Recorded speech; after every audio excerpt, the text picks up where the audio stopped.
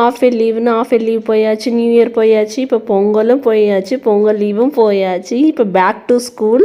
அதுமாரி தனுக்கும் வந்து 10 டேஸ் இங்கேயும் அந்த 10 டேஸ் அங்கேயும் ஜாலியாக இருந்துட்டு இப்போ அவரும் வந்து ஊருக்கு கிளம்பி வந்துட்டார். உங்களுக்கு எப்படி இருக்குதுன்னு சொல்லுங்கள். பசங்க வந்து நம்மளும் சின்ன வயசுலாம் பண்ணுவோம், பாட்டி வீட்டுக்கு எங்கன்னா போவோம் இல்லைங்களா, போயிட்டு வரும்போது அழுதுகிட்டே வருவோம், வரவே மாட்டோம். நானும் அப்படி தாங்க பண்ணியிருக்கேன். நான் போயிட்டு வேறு எங்கன்னா யார் வீட்லேயோ போய் உட்காந்துப்பேன், நான் வரமாட்டேன்னு சொல்லுவேன்.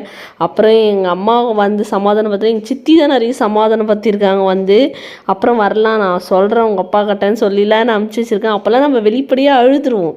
இப்போ வந்து நம்மளும் வந்து ஊருக்கு போயிட்டு அம்மா வீட்டில் ஜாலியாக இருந்துட்டு இப்போ மறுபடியும் நம்ம வீட்டுக்கு வரும்போது நம்மளுக்கு வந்து உள்ளே இருக்கும், வெளியே வந்து காட்டிக்க மாட்டோம். ஏன்னா நம்ம எதனா ஃபீல் பண்ணால் அவங்க இன்னும் எதனா ஃபீல் பண்ணுவாங்கன்ட்டு நம்ம அப்படியே கம்முன்னு வந்துடும். இதுமாரி எத்தனை பேர்லாம் ஃபீல் பண்ணியிருக்கீங்கன்னு மறக்காமல் கமெண்ட் பாக்ஸில் கமெண்ட் பண்ணுங்கள். நானும் ஒருத்தி தான்.